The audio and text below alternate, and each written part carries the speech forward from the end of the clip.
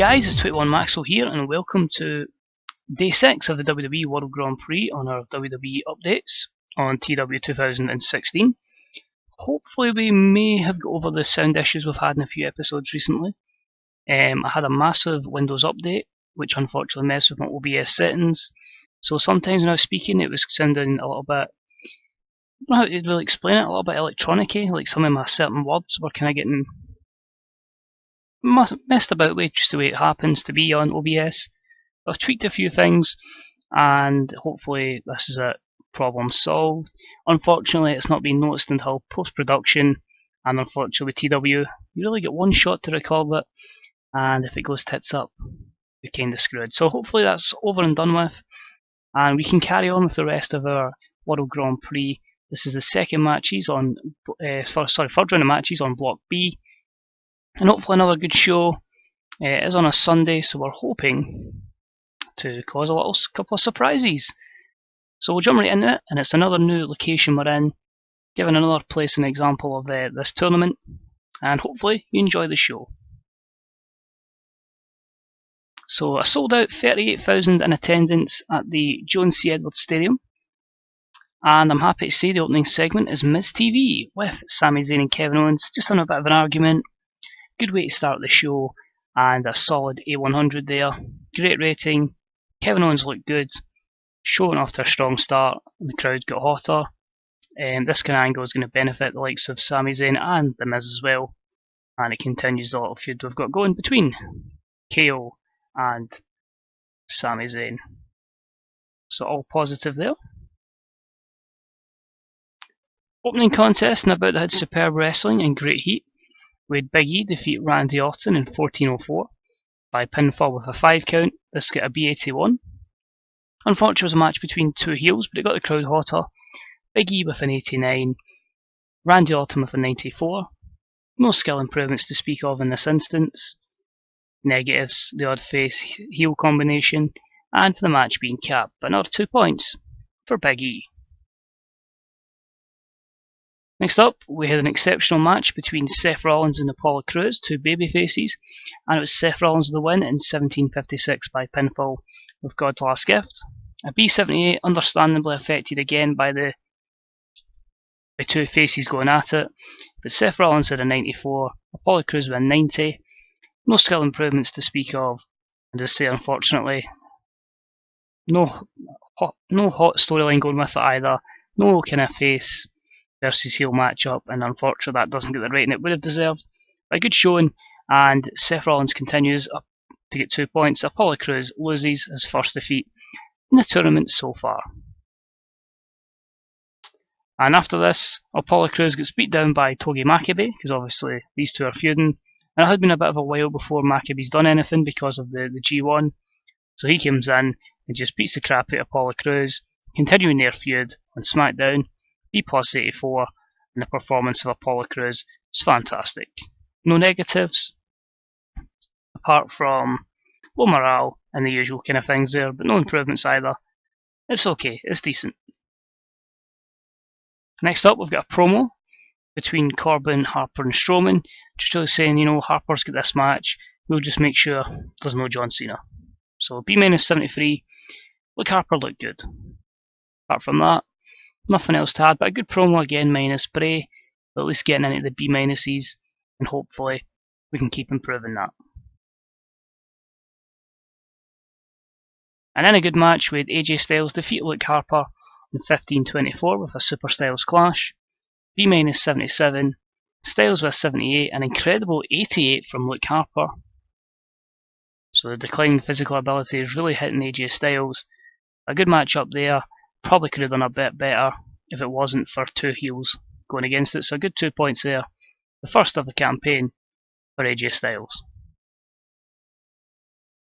Next up, we had some decent wrestling but didn't have much heat, and we had System X defeat the Revival in 10:20 when Daichi Hashimoto defeated Scott Dawson by submission. A solid B-73 between these two teams, again building up the Revival in this kind of showcase match. But Dawson wasn't suited to his gimmick. Vegeta with 75, Hashimoto with 70, 63 for Dash Wilder, and a 55 for Scott Dawson. Scott Dawson improves again, As I say, it will be a matter of time for the revival, and overall negative was just an inconsistency note for Vegeta. Next up, we've got a promo with Paige, who gets a B plus 87. Paige will be defending the WWE SmackDown Women's Championship against Charlotte. So it continues the storyline from the SmackDown Women's division. Solid promo by Paige as she heads into this title defence. And an incredible matchup, which had decent wrestling, but didn't have much heat. And it saw Paige defeat Charlotte in 11:40 by pinfall. Using underhanded tactics, Paige makes defence number 4 of the WWE SmackDown Women's Championship. B81, fantastic, considering we're still building Charlotte up. But great chemistry between them. Charlotte with a 66, Paige with an impressive 85. That continues the storyline. No skill improvements, unfortunately. Negatives here, and that's them holding back. They could have been even better, so fair play to them. Great job, ladies. And this leads into a segment. Basically, Paige has fluked a victory here, but out of nowhere, Emma storms into the ring. She has the women's Money in the Bank. She's cashing in. She defeats Paige, and she is the new WWE SmackDown's Women's Champion. So a B79 there, continues the storyline, and gets the title on it, Emma. So I was losing Becky Lynch, but we now have Charlotte, Emma, Paige that are all going to be competitive on the SmackDown roster for the women's division. So very pleased with that. No skill improvements, no negatives either. Well done. And after this, Emma and Charlotte then have a celebration angle for the fans, celebrating that Emma's the champion, and that's a B-74. Next up, in a usual multi-man match, we had an exceptional match which saw Bray Wyatt, Roman Reigns, Cesaro and The Miz defeat CM Punk, Finn Balor, Sami Zayn and Shinsuke Nakamura in 1844 when The Miz defeated Finn Balor by pinfall with a skull-crushing finale. So a good win for The Miz, hopefully building him up a good bit.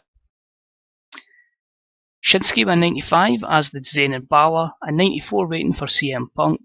The lowest was 89 in The Miz, which is still really good. Cesaro won 93, Reigns won 94, and Bray Wyatt storms in there with a fantastic 100 rating. It continues the Survival G1 storyline that are building up on Raw.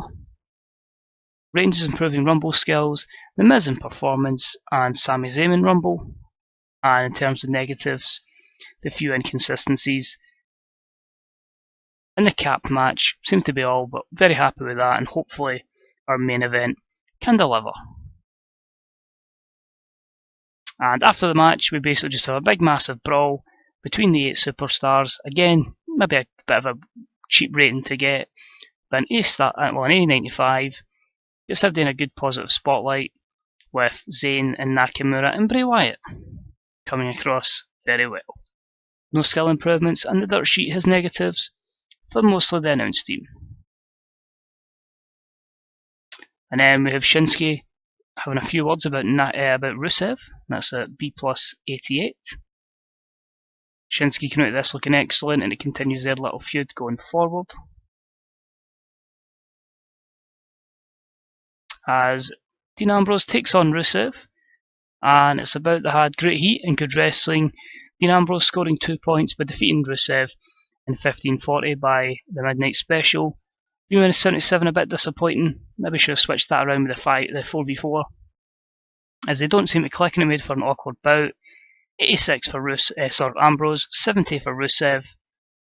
Dean Ambrose is improving performance skills. Rusev on Rumble. Just a few negatives there, mostly for Rusev, but overall it's still pretty decent considering the lack of chemistry. And our main event didn't deliver as much as I'd hoped, but an exceptional match. John Cena defeats Kevin Owens in 1912 with an attitude adjustment. A B80, a good win for John. Big match, John does the job. He gets an 88, he gets 94 for Kevin Owens. Cena gets him up to 4 points, 2 wins from 3. No skill improvements, and of course the short match length, a few other negatives on Cena. The lack of associated storyline are all negatives. And we end the show with Cena celebrating his win. However, he gets beat down by The men he's feuding with, Harper, Corbin and Strowman, they run in and beat John Cena down to the mat. So another good spotlight for them, B plus 86. But Cena came out of it looking excellent. Not so much for Corbin and Strowman, but another good spotlight to put them in. And it continues the storyline that they've got going. So we end up still with a B plus 86. It still puts us in a good position. It's still higher than what we should be expecting. It's kind of at the level now that we should be getting in each area if we want to improve our popularity and importance. So we're setting ourselves high standards. That's the best way I could put it. And I think 3 people deserve it today. I'm going to give it to the 3 ladies, and it's going to be praising all of them for a great performance. So Paige, Charlotte and Emma. Paige was pleased, Charlotte was pleased, and Emma was pleased. So, and there we go, Emma comes up on the loading screen. So she's your new champion, your new SmackDown Women's Champion. Like doing it every so often, doing the freestyle angle to change a championship. Just adds a little bit extra to it. See if there's anything here that directly affects us. Not overly, but we've got fantastic reviews. And another massive buy rate, 45.03. So good decision to put it on television instead of hanging it on pay-per-view every week. We'll give Baron Corbin his 75% pay rise to keep him happy. I think we can afford that. Christopher Gerardin's new contracts, we'll give him a new 1-year contract where he will make a little increase on what he was getting. Apart from that, Corbin wants a better push, good TV rating, and 7k there. So that's fine. Let's say we're slowly getting there. What I'm going to do is before the next video, which will be the World Grand Prix Day 7, we'll have the tables in the description of how many points each block has. I don't want to spoil it. Put it in everyone, so we'll do it like every so often so people can keep up to date with who has so many points going forward. So far so good. We'll quickly edit that with Baron Corbin. I've got to go book some Monday Night Raw now. And the one thing I need to fix, if we just quickly put Corbin up to upper mid already, and the worrying thing is he's only at 56 odd pop. It's just really because we've got so many folk on the roster, why he's such a high push in the card. As I say, momentum maybe need to have a wee kind of hang on. Other thing I need to watch out is New Japan have declared hostile on us, so we need to see about them. Make sure they don't steal any of our workers. But we've got big money, and hopefully, we can just take over everywhere and start to dominate in the likes of Japan and that going forward. But I say that's it for this episode.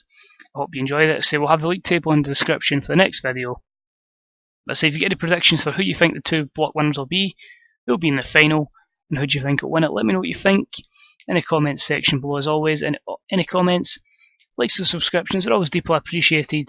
And until next time, this is Twitter Maxwell. I'll see you next time for day 7 of 19. We're getting there of the World Grand Prix. So thanks. Let me know what you think of the format as well. And maybe something we can look at to do a little bit differently next time or the same way. Until then, thank you and I'll see you later. Bye bye.